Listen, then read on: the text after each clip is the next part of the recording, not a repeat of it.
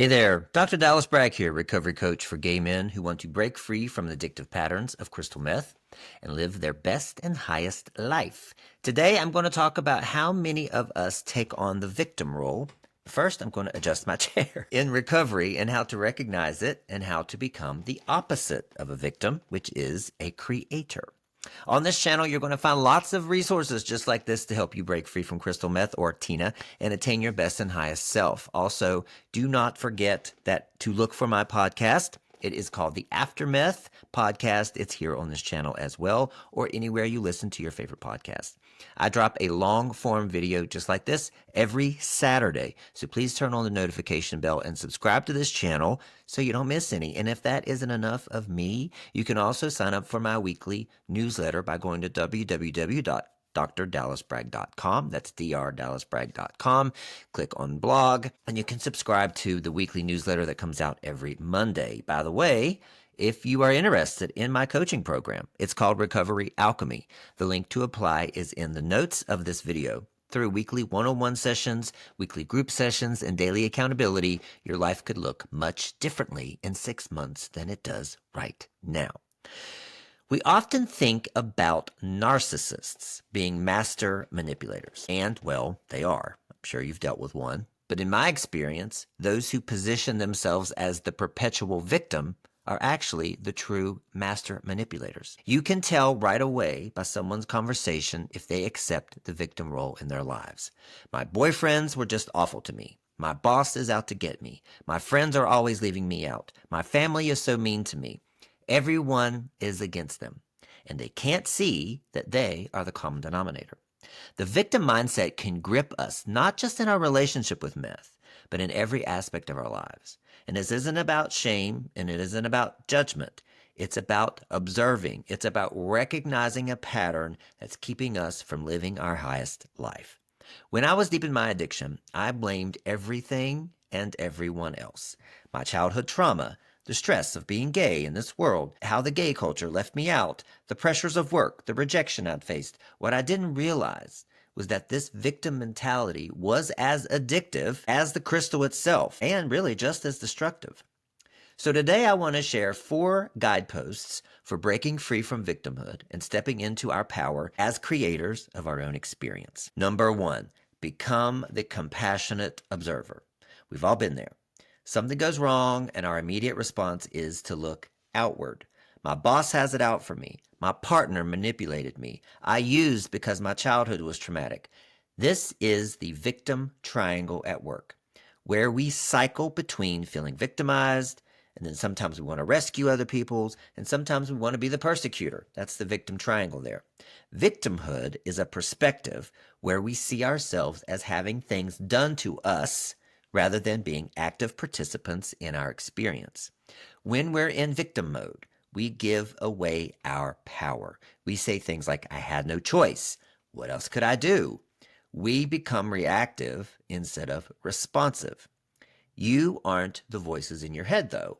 You're the one watching them. This puts you in the power seat. So step back and observe your thoughts without identifying with them.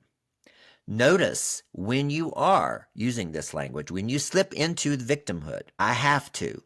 I can't help it. It's not my fault. Instead of judging when you do, get genuinely curious in the name of research. Take copious notes on your patterns. When did you first start believing you were powerless? What situations trigger your victim response? And how does it feel in your body when you're in victim mode? Pay attention. These are ways to observe. When we position ourselves as victims, we give our power to external circumstances. We become passengers rather than drivers.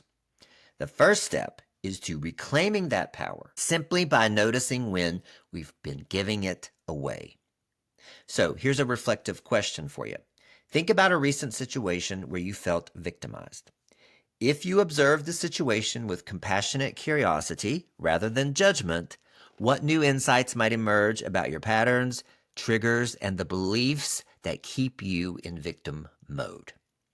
All right, number 2, break free from the recovery matrix. You've probably heard me say this before. Many of us carry our histories like heavy backpacks. We can never put down trauma, rejection, homophobia, family issues. These experiences are real and they're valid, but there's a difference between acknowledging our past and allowing it to dictate our future.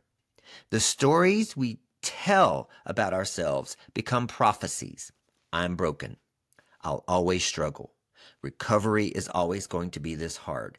These narratives become the glasses through which we see every new experience. But what if these stories are just that? They're just stories, made up stories. What if they're not facts, but interpretations? When we're stuck in victim mode, we become addicted to our stories.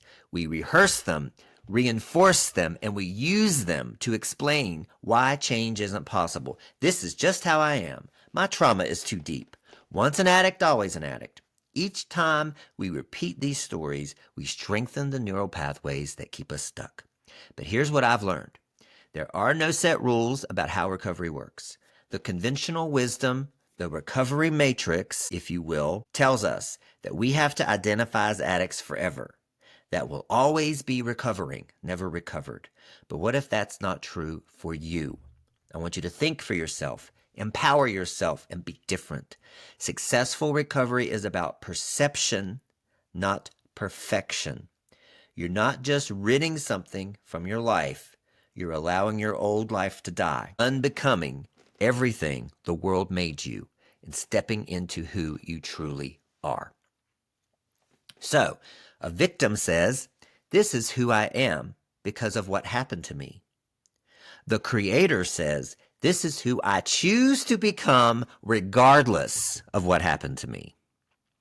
Every moment offers a choice, to live from the past or to create from your future.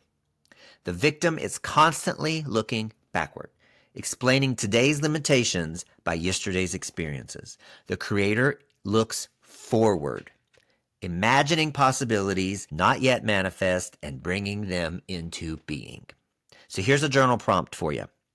What story about your past do you tell yourself most often? Write it down in detail.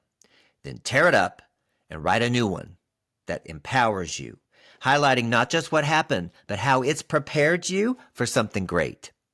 What strengths did those challenges build in you? What wisdom did you gain that someone who hasn't walked your path wouldn't have? What might your unique journey actually be the perfect preparation for the life you want to create now?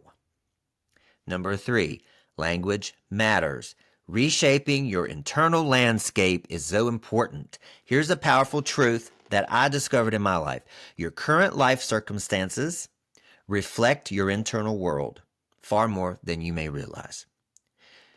Your thought patterns, your self-image, your stress responses, and the words you use are constantly creating your reality. Your internal creates your external. But we think the external is at fault for our internal. Wrong. The language of victimhood is very distinctive and it's very pervasive. We use phrases like, I had to, I couldn't help it, it made me feel, they made me feel, they did this to me. This language removes personal agency and places the control of your energy outside of yourself. It's subtle, but it's profound. Every time we speak this way, we reinforce our powerlessness. Monitor your words very carefully. The victim will say, I am sick. The creator says, I'm currently healing. The victim says, I'm struggling with recovery. The creator says, I'm discovering my power.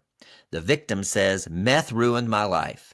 The creator says, I'm building a life beyond my wildest dreams.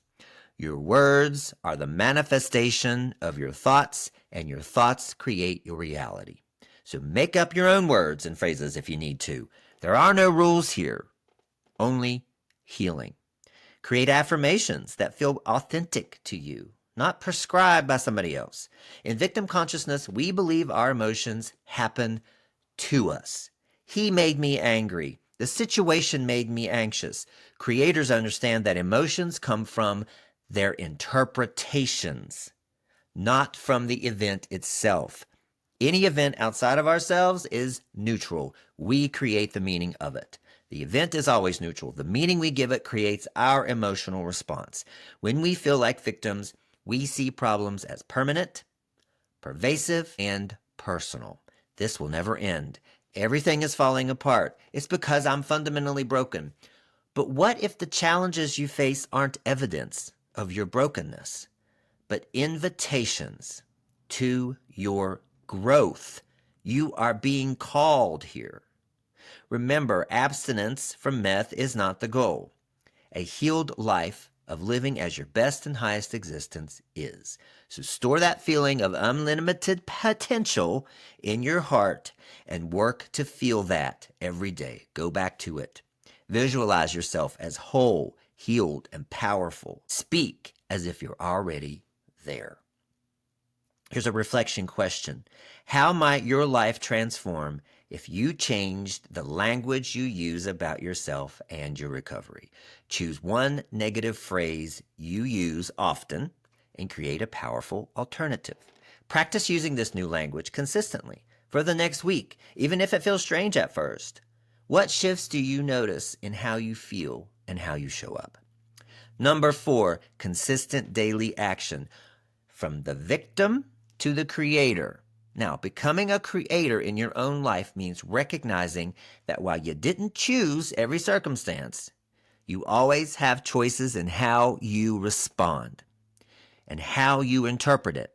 It means understanding that your thoughts create feelings. Your feelings drive your actions, and your actions determine results.